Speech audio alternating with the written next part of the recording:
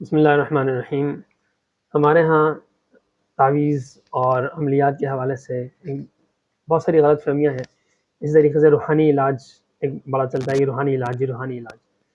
تو روحانی علاج جو ہے وہ تعویذ گنڈوں اور عملیات اور تعویذات ان چکروں میں ان چیزوں کو روحانی علاج سمجھا جاتا ہے۔ یہ جھاڑ پھونک کرنا ان کو روحانی علاج سمجھا جاتا ہے، جبکہ یہ روحانی علاج نہیں ہے۔ یہ بڑا ایک مغالطے میں ڈالنے والی بات ہے۔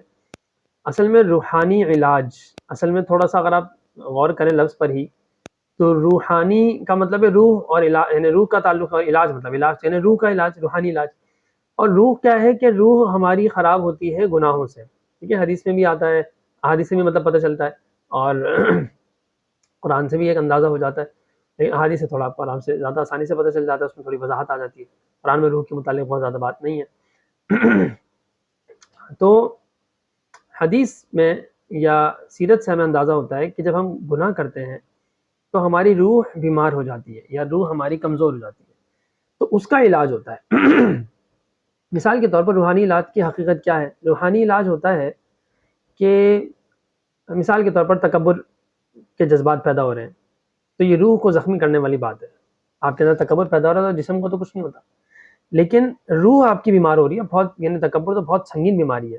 گناہ کبیرہ حدیث میں آتا ہے کہ اللہ تعالیٰ فرماتے ہیں الکبریاء ردائی، تکبر میری چادر ہے، جس نے اسے چھینا ہے، جس نے اس کو لینے کی کوشش کی تو میں اس کو، یعنی بہت سخت وعید آتی ہے۔ تو